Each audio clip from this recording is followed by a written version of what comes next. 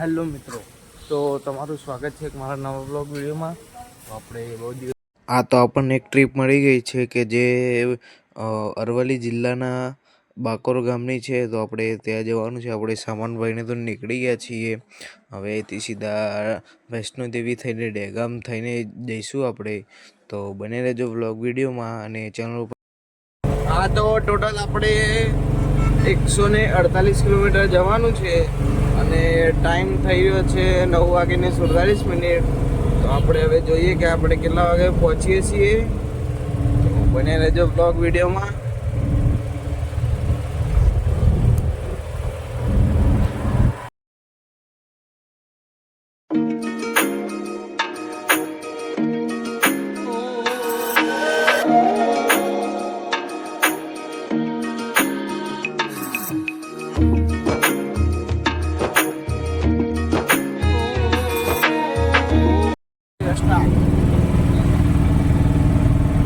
આપણે પહોંચી ગયા છીએ વડાગામ.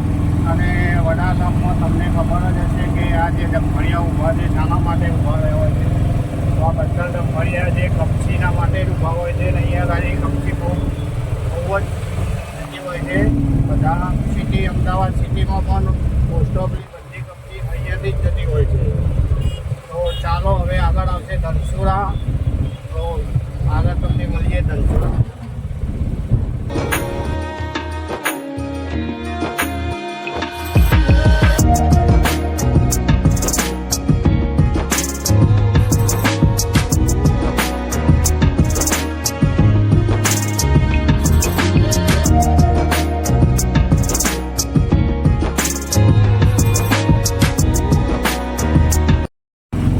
તો મિત્રો આપણે ધનસુરા પહોંચી ગયા છીએ. ધનસુરા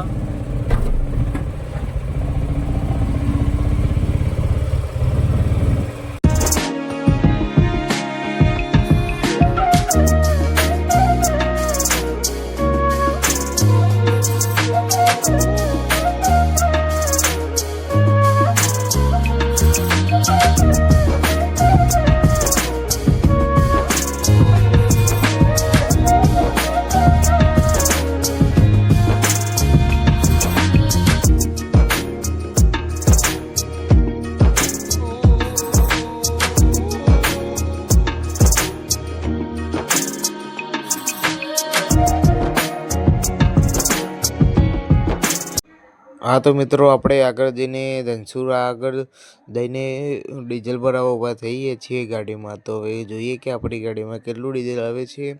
અને આપણે ધનસુરાથી આગળ માલપુરવાળા રોડ ઉપર ચડી જવાનું છે. અને માલપુર થઈને આપણે જવાનું છે આગળ બાકોર કરીને ગામ છે ત્યાં.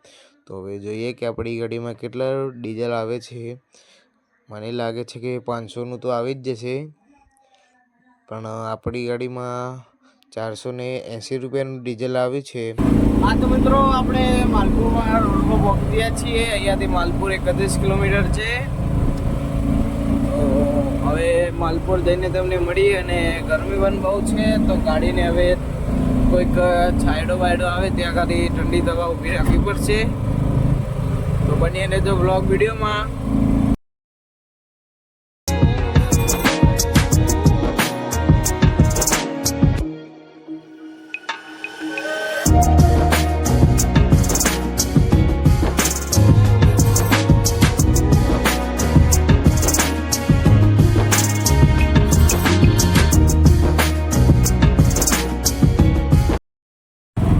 તો મિત્રો આપણે માલપુર વાળા હાઈવે પર ચડી ગયા છીએ. અહીંયા સીધા માલપુર જશે અને આ બાજુ પાછળ જશો એટલે સીધા વડાસા હાઈવે નીકળશે. આપણે ત્યાં થઈને જવાનું છે રિટર્નમાં. તો હવે માલપુર પહોંચીને તમને માલપુરનો વ્યૂ બતાવીએ. તો મિત્રો આપણે માલપુર પહોંચી ગયા છીએ. પ્રોપર માલપુર. માલપુરનું બજાર લાગી રહી છે કંઈક.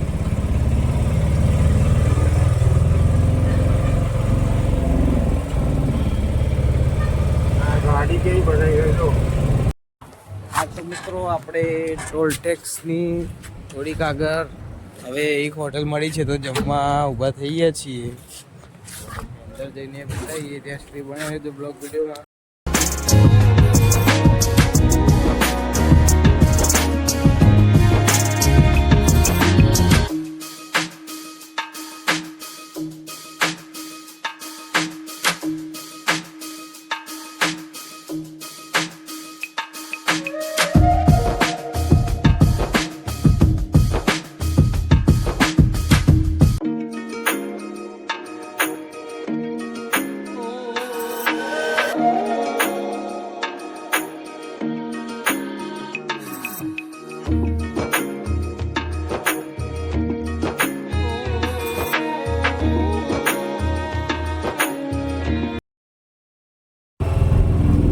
તો મિત્રો ઘરેનો સામાન ખાલી કરીને નીકળી ગયા છીએ. હવે જઈશું રિટર્ન અમદાવાદ બાજુ.